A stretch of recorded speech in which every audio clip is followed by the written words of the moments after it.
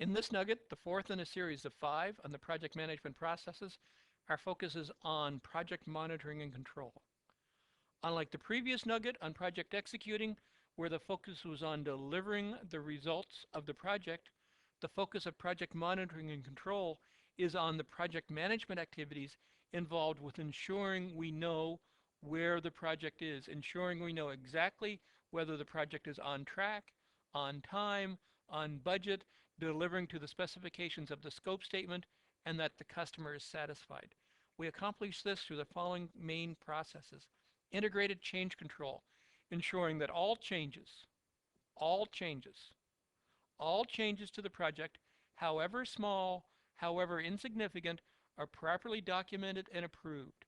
This ensures that nothing is delivered on the final project, on the final deliverables, that is not consistent with the approved definition of scope as expected by the overall business environment. We ensure final acceptance of the project through scope verification, ensuring that the acceptance process is ongoing, that there are no surprises through the acceptance process, through project delivery, and that the business unit is reviewing incremental work so that the final acceptance, the final validation, the final verification of the scope is consistent with the project direction, and final acceptance should in fact be a given scenario that will be automatic. Project monitoring control is all about project control, ensuring that the scope is on track, that the project is delivering no more or no less than the original scope specification for the project, ensuring that the project is on budget, that the approved budget for the project is consistent with the current forecast total budget for the project, and ensuring the schedule, ensuring that the overall timeline for the project, again, is consistent with management expectations and the appropriate management and control where we have deviations due to scope, time, or budget variations. It's about HR management, working with the team, ensuring that the team is supported, and tracking and monitoring the team performance to ensure that we have total control over the project. It's performance reporting, gathering the facts, what work has been done, what work is remaining to be done, what are the estimates to complete, what are the issues, what are the problems, what impediments lie in the way of having our project successfully delivered, gathering all of the facts related to the performance of the project and consolidating them into the status reports that we're going to communicate as defined in the previous nugget in project execution. A key component to project monitoring and control is risk management. Ongoing validation of our risk identified items. Has this risk occurred? Is this risk new, transpired? What do we do with our contingency? How do we manage our contingency? What are the new risks being identified as the project progresses? Ensuring that we're proactively dealing with those gotchas that are going to come in and impact our project. And then finally, component of project monitoring and control is contract administration, the ongoing administration of any contracts we have for procurement of outside products and services for our organization. As just mentioned in the introduction, integrated change control involves managing all changes, large changes and small changes. Large changes need to be managed as separate changes.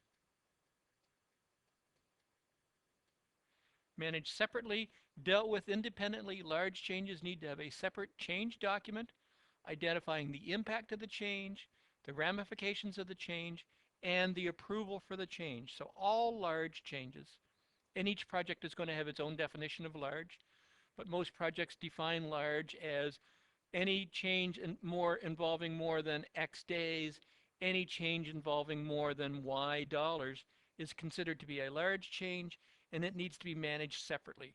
A separate document identifying the impact, the risks, and separately approving all large changes.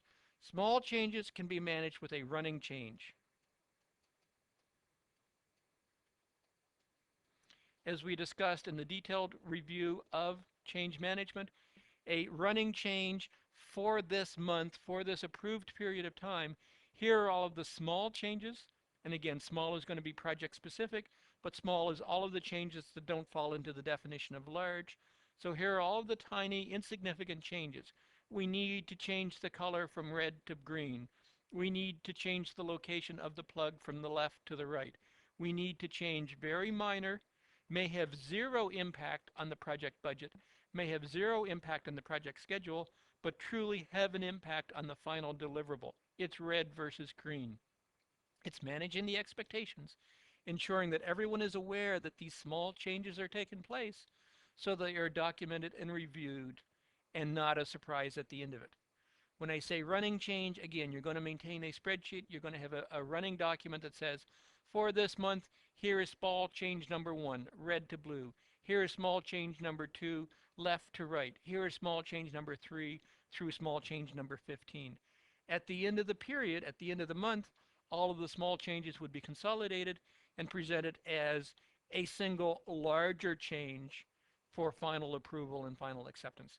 But all changes, not some, but all changes to any pre-approved, pre-documented project fact, scope, direction, team, quality, any change to any documented fact for the project need to be managed through the integrated change process. An integrated change process says it's integrated into the project. When changes are approved, it must be integrated into the schedule. Tasks must be added to the schedule so that team members can be assigned to work on the change. As tasks are introduced into the schedule, the end date for the project may change. Changes must be integrated into the schedule. Similarly, as changes are integrated into the schedule, there may be an impact to the budget. It's going to cost more dollars to complete this project as a result of the additional labor that's required to produce the change. Or it may have an impact to the budget simply because additional material, additional supplies must be purchased to satisfy the budget requirements or to satisfy the change requirements. Integrated in terms of the risk. Does introducing this change to the project add new risks to the project? In which case new risk plans need to be developed, potentially additional incremental value for the contingency fund or the reserve needs to be added to the project if the change introduces new risk, or potentially, and maybe hopefully, the change is going to lessen the risk for the project. As a result of introducing this change in scope, we've been able to eliminate risk, or we've been able to minimize risk impacts. Again, in which case, the risk contingency, the risk reserve should be reduced as a result of the change. And finally, what impact does the change have on the team? Do we need to change the complement of the team? Do we need to change the skill set for the team? Do we need to add simply more team members that have existing skills? So all changes to approved project facts, no matter large or small, develop an effective way for dealing with all changes and ensure that all changes are effectively integrated into the total project. The schedule, the budget, the risk, the team, the quality, the procurement, the communications, every aspect of the project needs to be addressed with the integrated change and addressed as a total project picture, not isolated changes. The next step to project monitoring and control is scope verification. Scope verification is not verifying that we're delivering to the scope of the project. That's scope control. Scope verification is ensuring that the deliverables satisfy the scope, that final acceptance is going to be approved. So it's ensuring that each and every work product, each and every deliverable worked on for the project are accepted. It's the ongoing, it's the incremental review, it's the incremental process to ensure that interim deliverables, work in process, is reviewed with the business unit to ensure that yes, this work being produced satisfies our expectations, ensuring that the end product, when it is finally delivered, will satisfy total project requirements. So if you do good scope verification, ensuring that all interim, all work in process is reviewed on an ongoing basis, obtaining the formal acceptance when the final deliverable is presented to the business for formal final acceptance, it should be a routine matter of the fact, of course we're going to approve your project deliverable. Of course we're going to sign off your project. We've seen every piece of work that the project has completed to date, and there's absolutely no reason why I wouldn't be happy to give you formal acceptance. Ongoing scope monitoring and control in terms of the scope verification process, the interim review, the ongoing activities ensures that final acceptance of the process, final acceptance of the project deliverables final acceptance of the project itself will happen in a timely, efficient fashion.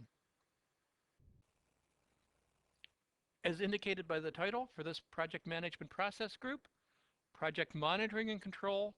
Control is a key aspect for what we need to be doing in this phase of project management. We need to ensure we have total control, yes, I believe, total control over the project. As a project manager, we need to ensure we have absolute understanding of the scope. Is the team delivering? Is the team working on the tasks?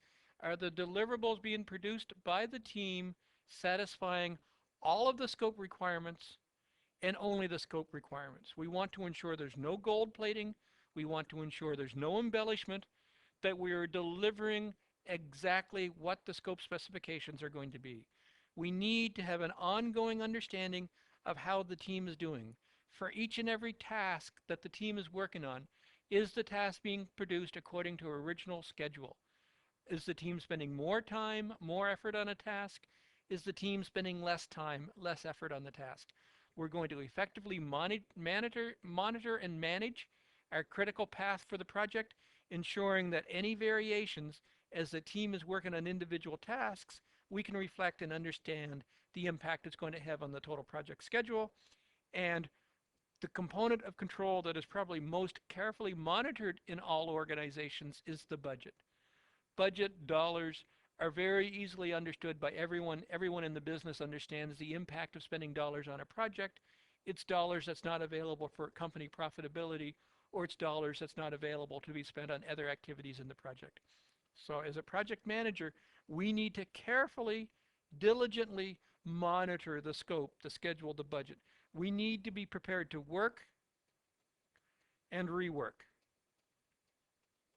the schedule, the scope, the budget on a weekly basis. So every week we need to understand, is the project on scope? Are we delivering the right tasks? Is the team delivering the work according to schedule? What impact does Johnny spending 6 hours more on a task? What impact does Mary spending 3 hours less on a task have to the total project schedule? Are they on the critical path? Do we have slack? What impact is this going to have on the project end date? Do we need to notify the business that the project is going to be late or early? What impact does the actual work being done on the project have on the overall budget?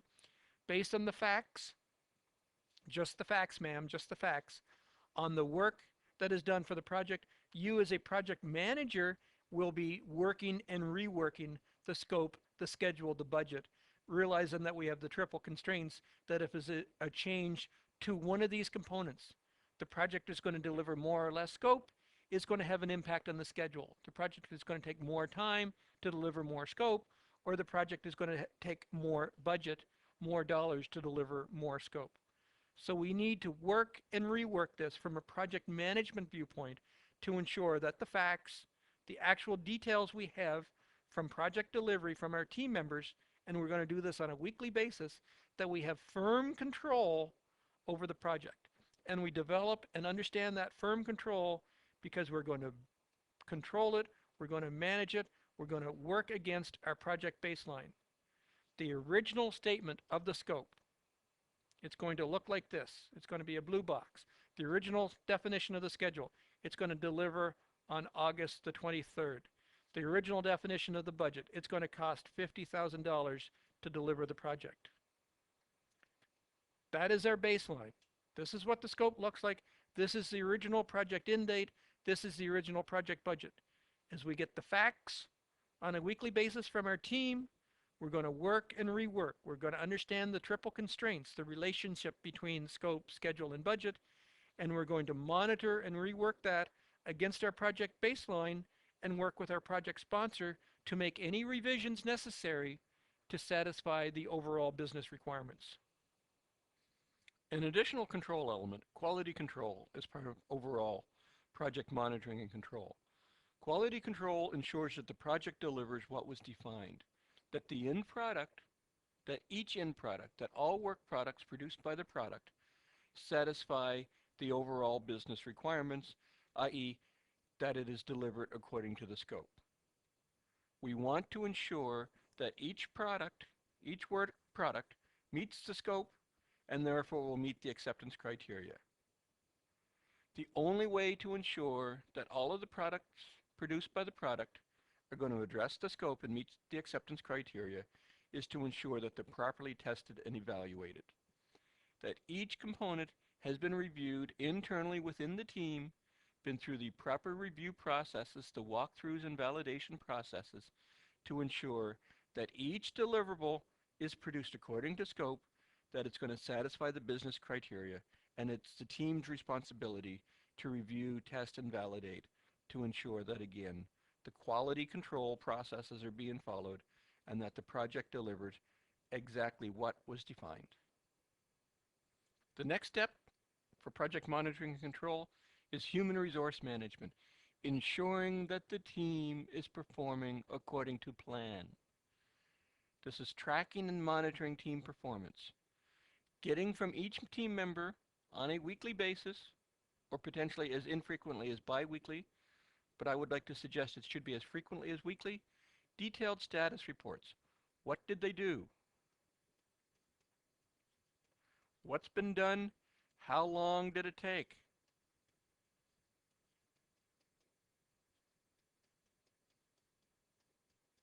What's left?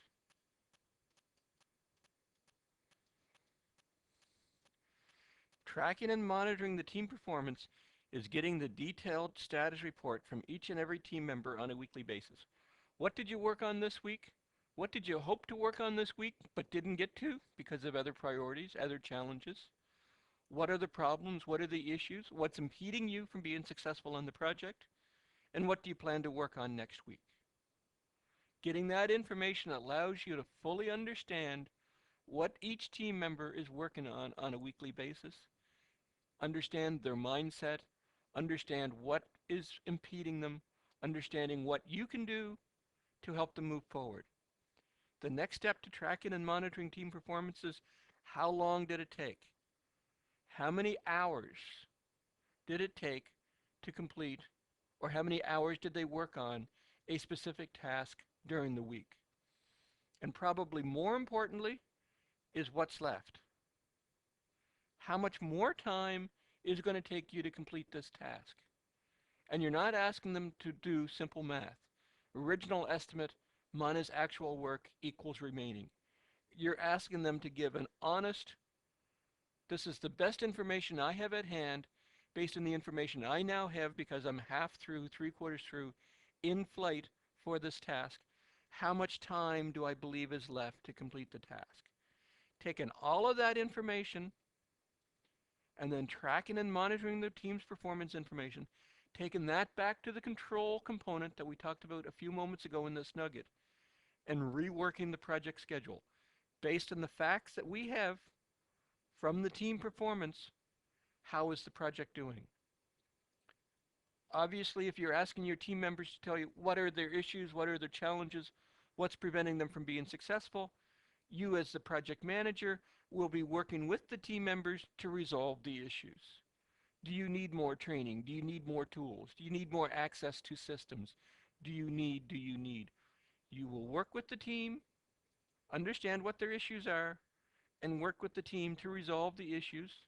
Or, if the resolution of the issues is beyond your power and authority to control, you will elevate the issues through the communications process, through your performance reports, to ensure that other senior managers in the organization are aware of the issues so they can work with you to ensure your project moves forward, which is part of managing the stakeholders. Ensure the stakeholders, through performance reporting, which we're going to discuss next, ensure the stakeholders are managed and aware of all project information.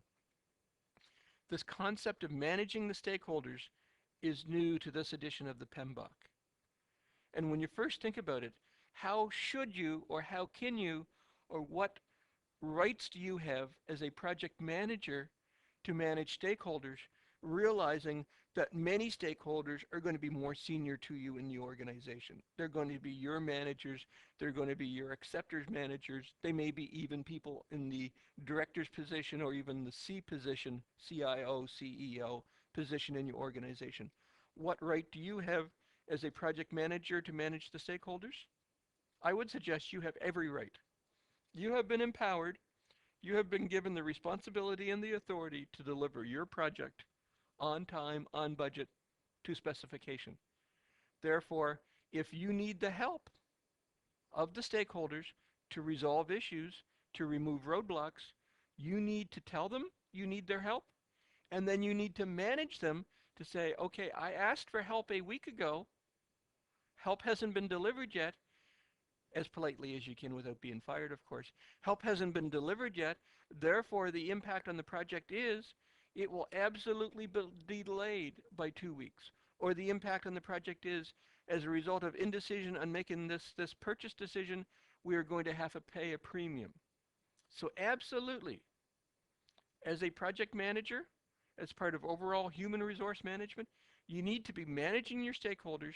You need to be ensuring that you are telling them how the project is doing through performance reporting, which we'll discuss in just a moment, and you're ensuring that the issues, the actions you need them to take are being delivered in the timely fashion that you need to make your project successful.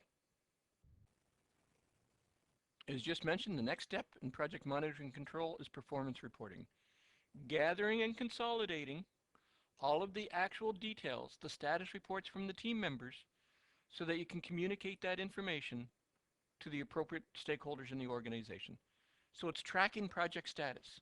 We've already received detailed status reports from each and every team member. Team member number 1 worked on task A, B, C, D, E. Team number 2 worked on tasks M, N, O, and P. It's consolidating all of the detailed project status information from each and every team member, consolidating, bringing it up to the appropriate level of summary information, because typically a project status report is not going to have information at the task A, B, C, D. It's going to have information at the summary level A and the summary level M to provide the status information to your project sponsor, and maybe even at a higher level of summary detail for communications to higher level management in the organization. So it's tracking and consolidating the detailed project status from each team member to produce the appropriate status information, the appropriate project performance information for reporting to higher levels in the organization to all of your project stakeholders. Once you have detailed project status in place, it's important that you develop the project forecasts. In the control section, we discussed how you need to work and rework the schedule. Based on the facts that you now have from your team members, I am forecasting that the project will now cost an additional $200, $2,000, $20,000. Based on the status information I have from my team members, I am now predicting that the project will be 2 days late, 3 days late, 2 weeks late.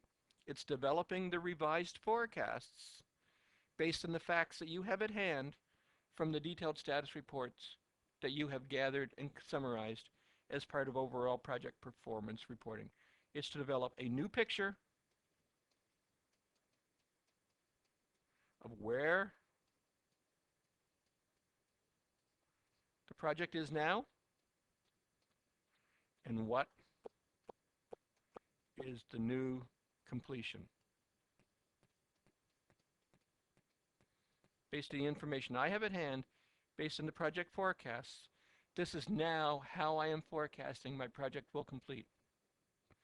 And when completion forecasts begins to look significantly different than the original project baseline, it's time for you to work with your project sponsor to take the appropriate actions based on the triple constraints of scope, time, and cost.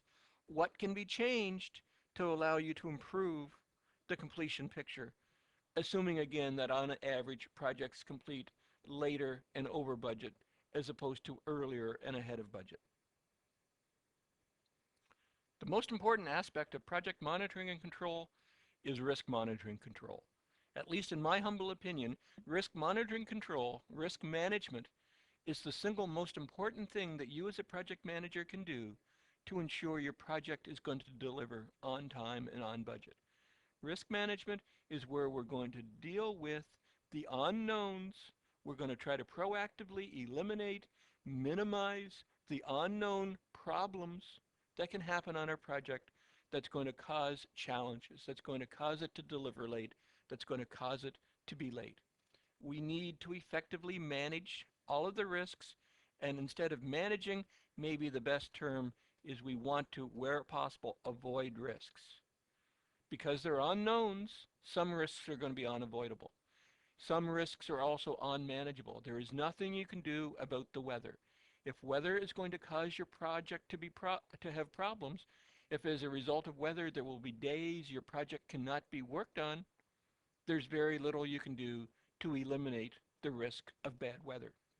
But we need to manage the risks, we need to avoid the risks, we need to ensure we're taking actions to deal with the risks. In order to do that, we need to act on the current risks.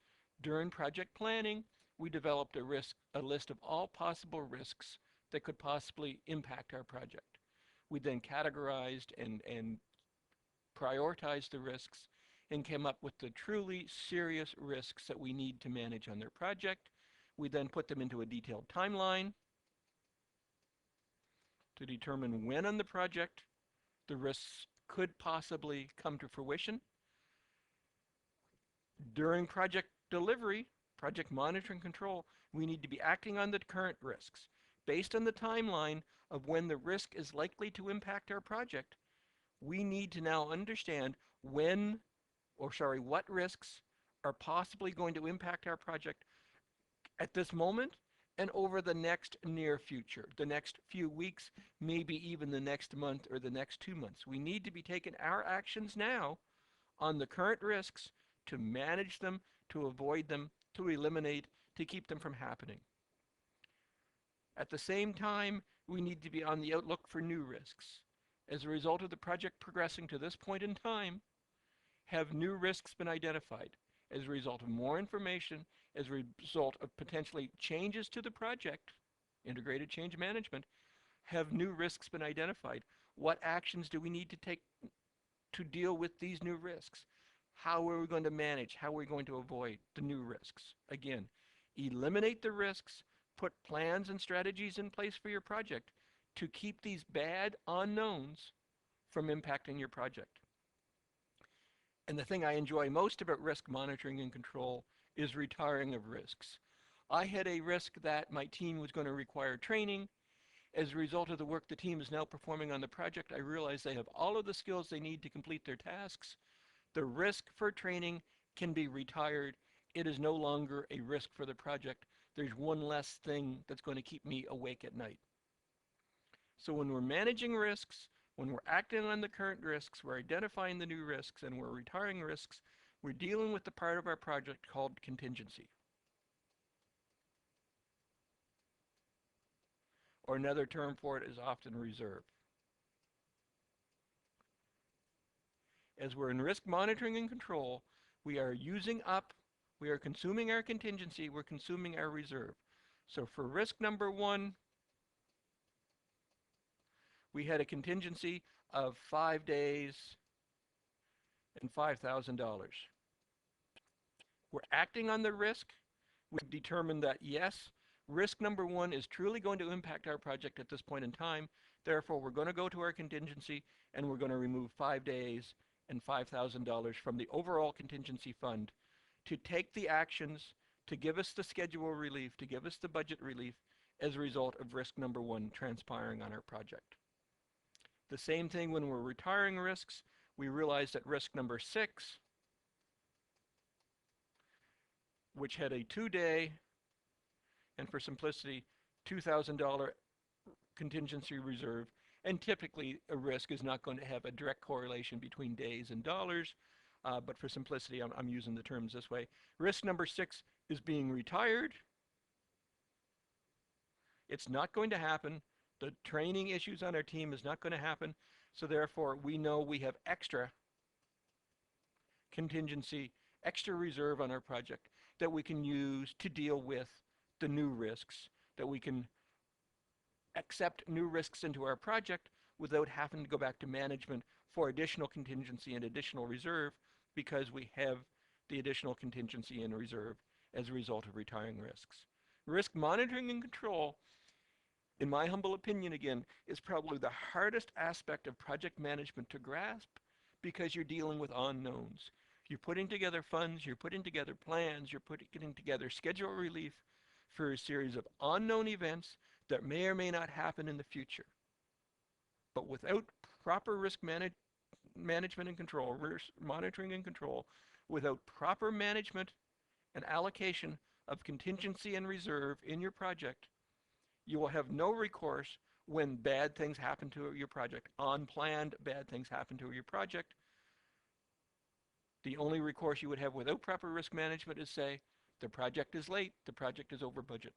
With good effective risk management, we simply begin to consume, we remove the time, the dollars for risk number one from our contingency, and we're still able to report, risk has happened, a bad thing has happened on my project, but because of effective risk management, the project is still on track. That's what risk management, risk monitoring control is all about. The final aspect of project monitoring and control is contract administration, ensuring that all contracts, all purchases that your project is making, that your project requires, are properly managed and administered. It's ensuring adherence to the contract. And when I say ensuring adherence to the contract, I'm talking on both sides of the contract. Contracts are two-sided, hopefully fair documents. Your sellers, your vendors, have certain obligations to you under the terms of the contract. You will manage to ensure that your sellers are delivering what it is your project requires in accordance to the terms and conditions of the contract. Similarly, your company has certain obligations back to the vendors.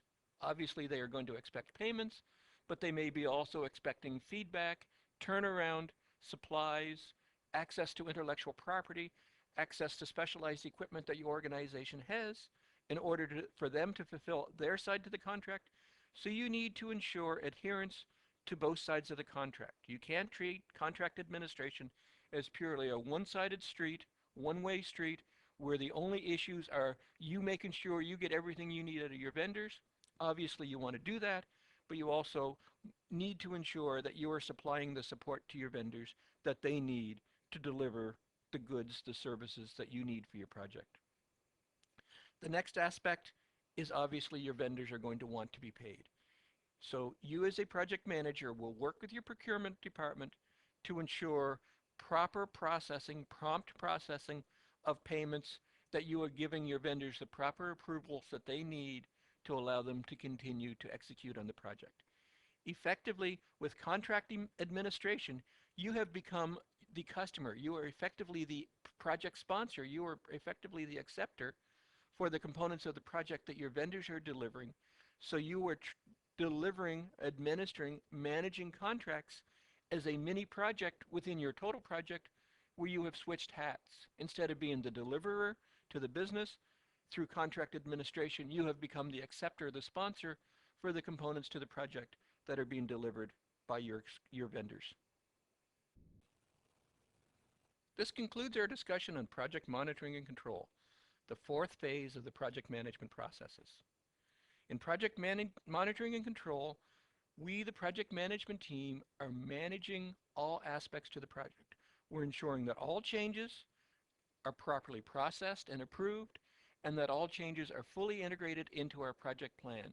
The impact the change is going to have on the schedule, the budget, the risk, the team are fully integrated into the total project picture. We manage the scope verification process to ensure that all deliverables will be accepted by the business unit, that all work being done on the project is being reviewed so that final acceptance will be forthcoming for our project. As mentioned in integrated change control, we must control all aspects to the project. The scope, the time, the dollars, all aspects to the project must be carefully managed, and any impact of project overruns, or hopefully you have some shortfalls where work is being done faster than planned, all aspects to the project based on the facts that you have from the team are being properly managed and controlled so that you have a current picture of where the project is, whether the project is in fact on time, on budget, whether the fact that the project is maybe running a little late, or hopefully you're on one of those special projects where the project is being delivered ahead of time and ahead of budget. We need to ensure we're working with the team and managing the performance of the team. We need to track and manage each and every task, how much time is being spent on it, understanding the issues, and resolving the issues that the team have to successful project delivery. We consolidate all of that information into project performance reports that we will consolidate, deliver to project sponsors, project stakeholders, senior management, so that all members of the organization are aware of the project and aware of the project status and have the information they need to help resolve any issues or any problems that the project is going to have. As discussed, I believe the most important aspect of project monitoring and control, and probably the most difficult aspect to understand, to grasp, is risk monitoring and control, risk management. Dealing with the unknowns, ensuring that you have proactive plans in place to eliminate, to minimize, to mitigate, to transfer bad things, the unknown risks from happening on your project, to minimize the impact to successful delivery of the project on time, on budget, to customer satisfaction. And the final aspect of project monitoring and control is contract administration, ensuring that all contracts, all procurement, all purchases for your project are being carefully managed and that it is a fair and equitable process for both your vendors and for your project itself, that there's true value on both sides of the purchase equation so that the project is getting value from procurement and that the vendors are happy dealing with your organization and would be more than happy to deliver future projects, deliver future services to your company. Project monitoring and control is the key aspect of project management where you are controlling, you are understanding, you're doing what you need to do to keep the project delivering on time, on budget, and dealing with any issues that come up through project delivery to address the shortfalls or should address the overruns for the project. And with proper performance reporting in place, you're alerting senior management and your acceptor to the information you have from project control so that you can take the appropriate project management actions, organizational management actions to bring the project back on target or potentially to adjust the target, to increase the budget, to increase the time, or to reduce the scope to allow the project to successfully complete. This concludes our nugget on project monitoring and control. I hope this video has been informative for you, and thank you very much for viewing.